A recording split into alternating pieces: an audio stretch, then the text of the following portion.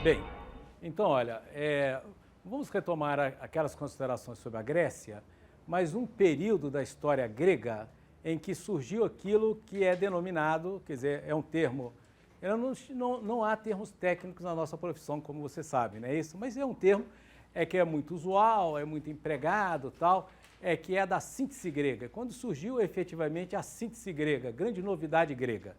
É claro que os gregos dialogavam com todos os povos ali do Mediterrâneo Oriental, não só com os egípcios, mas com os hititas, com os persas, etc. Tal. Eles absorveram muito da cultura do Mediterrâneo Oriental, mas a partir de um certo momento surgiu a novidade grega, quer dizer, o tempero grego, a síntese grega. E a síntese grega ela surge, sobretudo, no período clássico, tá certo? Ali mas isso não significa absolutamente que os gregos tenham deixado de manter o diálogo com os egípcios. O diálogo permanece. Eu vou mostrar, eu acho que eu já me referi a isso a última vez, que mesmo nessa escultura, de fato, é uma cópia de um original, é uma cópia de um original em bronze. Aqui é uma cópia em mármore de um original em bronze do Miron, de 450 a.C., tal, e essa escultura, ela é uma espécie de modelo da escultura clássica grega, da grande novidade artística e escultural grega. E o termo que se usa é a síntese grega.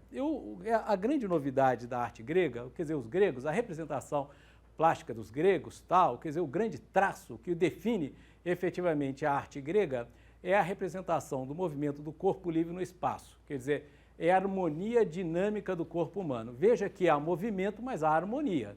Quer dizer, é a representação do movimento do corpo no espaço e do movimento livre do corpo no espaço, que é efetivamente o que ocorre nessa figura, nessa escultura tal, que é o discóbolo, que é o lançamento o lançador do disco. Então, quer dizer, nesse período clássico que surgiu aí a novidade grega, quer dizer, a síntese grega e aquilo que a gente estava se referindo aí por o tempero grego, né? Isso que é a representação do movimento livre do corpo no espaço, quer dizer, é a harmonia dinâmica do corpo humano. Quer dizer, ela apesar de, no caso específico dessa escultura, o atleta ter sido representado num momento de maior tensão, que é justamente o instante em que ele está para lançar o disco, e aqui você tem toda uma representação da temporalidade, esse movimento também é controlado, quer dizer, ele tem um alto grau de racionalidade, quer dizer, é um movimento harmônico. Eu acho que a gente até se referiu às linhas geométricas que compõem essa figura, tá certo? Por outro lado, a arte grega, mesmo no caso específico do período em que surge ali a síntese grega, a arte grega, ela também, ela cumpre, tanto quanto a arte egípcia, alguns regimes de proporcionalidade, quer dizer, há regras de produção figurativa, há cânones gregos, mas com uma diferença. Enquanto os cânones, os egípcios, trabalhavam com módulos absolutos, por exemplo, uma escultura vai ter como dimensão 18 quadrados, a outra vai ter 22 quadrados, mas está vendo? São módulos absolutos. Eles pegavam o bloco de granito, eles trançavam a malha de quadrados e começavam a retirar material, não é isso? Então, ou 18 equivalente a 18 quadrados ou 22 quadrados. Os gregos, quer dizer, os regimes de proporcionalidade gregos, eles são diferentes. Os gregos dividem a escultura em partes, em cabeça, tronco e membros e pensa a relação entre elas, porque a concepção de beleza grega, e aí ao contrário dos egípcios, os gregos exprimiram a sua noção de beleza. O Egito antigo, quer dizer, os caras fizeram obras de arte formidáveis, maravilhosas, etc. tal, sem ter escrito uma linha sobre a beleza artística, enquanto que os gregos deixaram, né, quer dizer, há reflexões filosóficas ali sobre a beleza, sobre a noção de beleza, e a concepção de beleza grega é essa, ela é relacional, quer dizer, eles pensavam a relação entre partes. Então, a escultura grega, embora ela seja canônica, eu volto a dizer, eles não pensavam a escultura como blocos absolutos, tá? Eles pensavam na relação aí proporcional entre partes, tá certo? E havia até um cânone, uma regra, um sistema de proporcionalidade em que, meados do século V, foi elaborada pelo Policleto. Quem é o Policleto? Policleto era o escultor grego da cidade de Argos. Então, essa daqui é uma cópia do original do Policleto em bronze.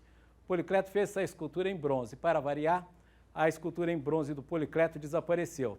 Aqui é uma cópia romana em mármore de uma escultura do Policleto de 450 a.C. Ela está no Museu de Nápoles e se chama O Lanceiro. É o Doríforo. Doríforo significa o lanceiro. No caso da cópia, é do original do Policleto, ela tem mais de 2 metros, está no Museu de Nápoles, etc. Tal, e essa escultura do Policleto, ela exprimia, ela expressava o cânon, as regras de proporcionalidade do período clássico. Então, olha aqui, ó, quais eram essas regras de proporcionalidade? Bom, o Policleto, ele escreveu um texto, tal, devia ter sido um texto muito extenso, mas esse texto se perdeu. E há fragmentos desse texto que foi repetido, que está num trabalho de um médico romano do século II depois de Cristo, chamado Galeno. E o Galeno, ele repetiu ali algumas frases do Policleto, aos quais o Policleto se referia ao cânone. E no caso específico é o cânone das 7 cabeças. Qual deve ser a altura de uma escultura? A altura de uma escultura, segundo o cânone de Policleto, segundo esse regime de proporcionalidade, ela tem que ser equivalente a 7 cabeças. Tá vendo? Você pega a cabeça tal e repete. 7 cabeças é um módulo de 7 cabeças, que é o cânon do período clássico. No caso específico é o cânon de Policleto. Por outro lado, o Policleto sugeriu também, que também é um dos componentes do regime de proporcionalidade elaborado aqui pelo Policleto, é que a escultura ela deve sintetizar a estabilidade e o movimento. Da seguinte forma, olha como na realidade esses escultores trabalhavam. Eles dividiam o corpo humano em 4 partes. Eles traçavam assim, olha, 2 linhas retas, tá legal? E aqui eles colocavam um número. Aqui o número 1, aqui o número 2, aqui o número 3 e aqui o número 4. Nós podemos aplicar justamente essa regra ali na escultura do Policleto, que é uma representação do lanceiro, não é isso? Aí, eles pensaram o movimento da escultura aqui no sentido do movimento do relógio. Olha, da seguinte maneira, se a parte 1, essa parte que corresponde justamente ao lado do corpo humano, ela estiver flexionado, essa parte 3, ela deve estar em repouso, ou vice-versa. Agora, se a parte 1 estiver em repouso, a parte 3 deve estar em movimento. Se a parte 4 estiver em movimento, esse lado 2 deve estar em repouso. Então é isso. Olha, você vai correspondendo, você faz a seguinte associação. 1, 3, o seguinte par. Você faz assim, 1, 3. Se 1 estiver em movimento, 3 vai estar em repouso. 2, 4. Se a parte 2 estiver em repouso, 4 tem que estar em movimento. E aí você vai sintetizando o movimento e a estabilidade. Você joga com movimento e estabilidade. Vamos ver como isso está presente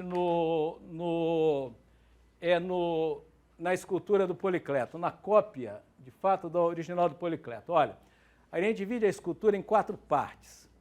A parte 1, olha, o braço está em repouso. Então, na parte 3, o braço segura uma lança, portanto, ele está flexionado. Aí, 1, 3, né? 2, a perna ali, aquela perna direita do Doríforo, do lanceiro, ela é a perna, na realidade, ela está em repouso. E a perna esquerda está em movimento, né? Ela está flexionada. E assim se cria uma síntese entre estabilidade e movimento. É porque a escultura grega, e no final é isso que efetivamente interessa, ela é modelo de comportamento. Ela tem um significado ético, sabe? A ética, aquela parte da filosofia que reflete sobre a ação humana. Qual é a função que os gregos atribuíam à escultura? A escultura, ela deve servir de padrão para o comportamento do cidadão grego. Tá legal? Quer dizer, é por isso que ela sintetiza a estabilidade e o movimento. Quer dizer, é um movimento que se dá num quadro de estabilidade. Não sei se eu consigo me explicar, hein? Quer dizer, as esculturas praticamente elas sintetizavam os 2 grandes filósofos gregos pré-socráticos, que eram o Parmênides. Parmênides dizia que o mundo era sempre o mesmo, que não havia mudança. Não é? O Parmênides ele resumia isso naquele famoso fragmento: o que é e o que não é, não é. Quer dizer, o que existe no mundo é uma estabilidade. E o Heráclito, que dizia o que é, o que não é. A gente não entra 2 vezes na mesma água de um rio, porque quando a gente entra pela 2ª vez na água de um rio, nós não somos o mesmo e as águas do rio também já passaram. Então as esculturas gregas são uma espécie de síntese do pensamento filosófico grego no seguinte aspecto. De um lado, elas representam a estabilidade. O lanceiro, o doríforo, ele é estável. Olha ali, ó. Olha a perna, todo o peso do corpo do doríforo está, do lanceiro está na perna direita, está vendo? Mas ao mesmo tempo ele sugere movimento, que são as partes tensionadas.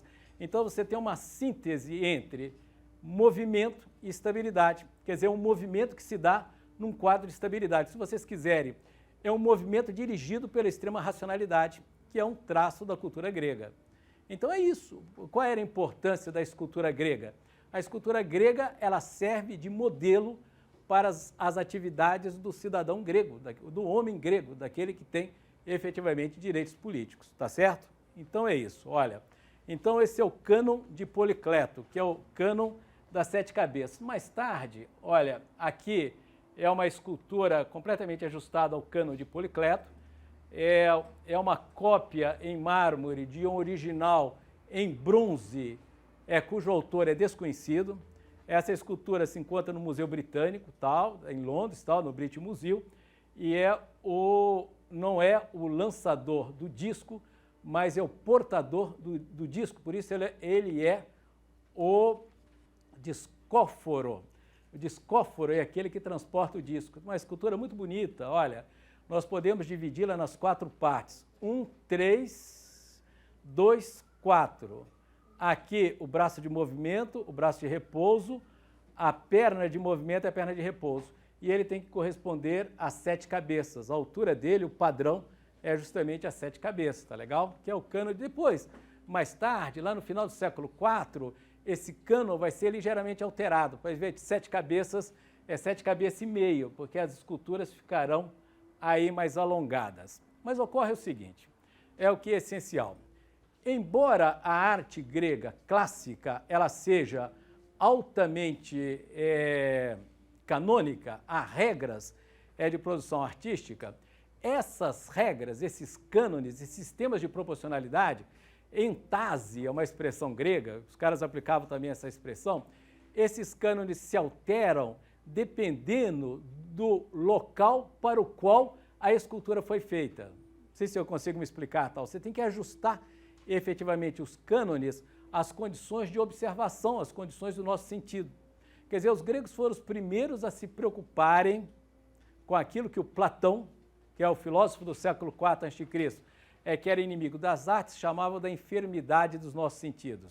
Quer dizer, eles cumprem o cânon quando eles fazem, quando eles esculpem, quando eles representam a estabilidade e o movimento do corpo humano.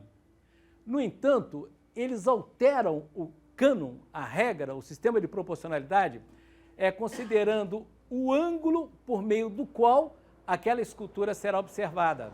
Porque se eles cumprirem os cânones, por exemplo, você cumpre os cânones das 7 cabeças, mas a escultura ela vai ser colocada sobre um pódio, assim, sobre uma mesa, sobre um espaço mais elevado. Aquelas partes que estarão mais próximas ao meu olhar, elas nos darão a impressão de serem maiores do que efetivamente elas são. Então você precisa de ajustá-las. Quer dizer, a escultura vai ser vista no interior das regras ou do sistema de proporcionalidade. Embora, se a gente pegar uma fita métrica e começar a medi-la, a gente vai perceber que o cânone foi alterado. Eu vou dar um exemplo. Eu acho que nada melhor do que a gente se referir a um objeto plástico para deixar mais claro. É isso que os gregos chamavam de entase. O que é entase? Entase é o ajustamento do objeto artístico às condições de observação. Quer dizer, dependendo do local para o qual ele foi esculpido, ele tem que ser ajustado para que os regimes de proporcionalidade sejam observados. É porque se a gente cumprir regimes de proporcionalidade e, no entanto, colocar esses objetos em certos espaços, os regimes de proporcionalidade nos aparecerão alterados. Vamos dar um exemplo concreto. Esse daqui talvez a obra plástica mais conhecida da civilização, uma das mais conhecidas da civilização grega. É um templo construído na Acrópole ateniense, que é o Pártenon. Ele é dedicado à deusa Atenas Partenoi, quer dizer, é o que significa a Virgem de Atenas. O Pártenon significa a Virgem, que foi um templo construído para guardar a imagem da deusa Atenas. Tá legal? Esse templo, ele começou a ser construído em 447 a.C., o cara que construiu esse templo chamava-se Ictínios, e aí todas as esculturas desse templo são atribuídas ao Fídias. Foi o Fídias que efetivamente esculpiu todas as esculturas do templo do Pártenon? Possivelmente sim, mas não há nenhuma garantia, isso não é certo como ouro em pó, né? Há uma referência tardia dizendo que as esculturas do Pártenon elas foram feitas pelo ateliê do Fídias, e o Fídias dirigiu todas as esculturas do Pártenon, inclusive a escultura da deusa Palas Atenas, que estava no interior de uma cela no interior do Pártenon, desse templo. Ao início da construção do Pártenon, na Acrópole ateniense, Acrópole quer dizer cidade alta, 447 a.C. Ocorre o seguinte, pessoal, que os gregos, eles consideravam os templos como a morada dos deuses. Eles achavam que, no caso específico do Pártenon, a deusa Atenas, Palas, Atenas Partenoi, a Virgem de Atenas, morava no templo. De tal maneira que o templo ele não era aberto aos fiéis, o culto era feito fora do templo.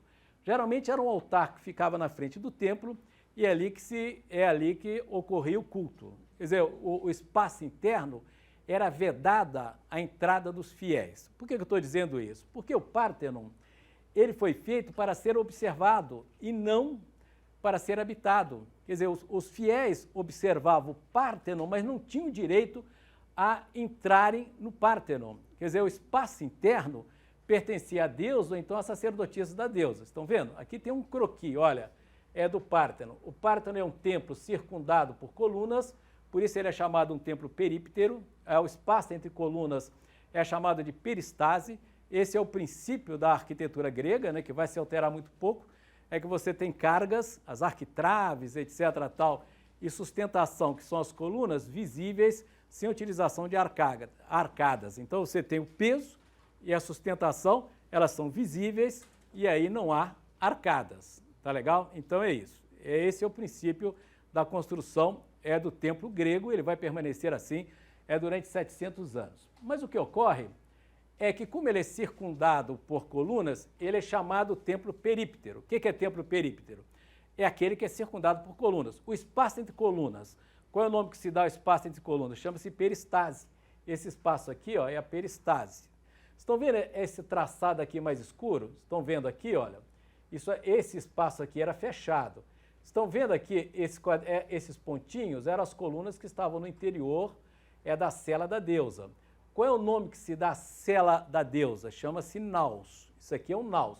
Aqui tem um pódio, olha, tem um retângulo, e aqui estava a grande escultura feita pelo Fídias, e o Fídias representou a deusa Palas Atenas e a colocou sobre esse pódio. Bom, aqui, olha, esse espaço fechado, aqui, ó, que está na outra extremidade do Pártenon, é chamado de opistódomo. O opistódomo era dedicado à sacerdotisa da deusa Atenas.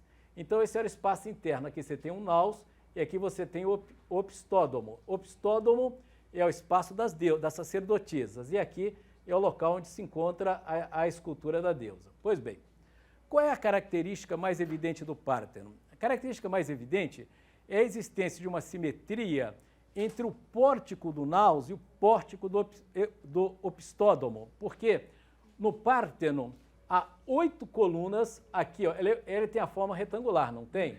Aqui no lado mais estreito do retângulo são 8 colunas, e aqui são 17 colunas. E o Pártenon ele se dispõe de leste para oeste, tá vendo? Aqui é o lado leste, aqui é o lado oeste. Aqui é o lado do naus e aqui do opistódomo. Como ele era coberto por um telhado de 2 águas, e com um pequeno declive, quer dizer, você tinha assim um telhado de 2 águas, mas o declive é muito suave. Então abriam-se 2 triângulos nos lados menores do retângulo. Você tem assim, né? Tal. Ele cai assim. Só que esse telhado de 2 águas, o declive é muito suave.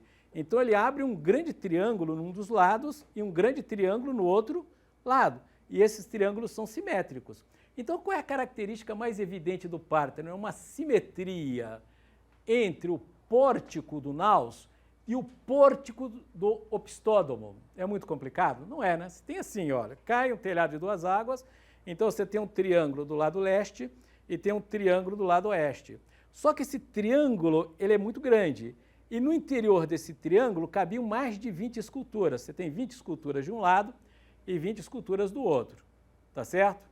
E aqui na frente tem 8 colunas, aqui por 17 colunas. Ele tem as medidas matemáticas perfeitas. Quer dizer, ele se insere ali no interior da regra de ouro, daquele princípio matemático e tal. Os gregos eram, sobretudo, e a concepção de beleza deles era matemática, era quantitativa, era relação proporcional entre partes.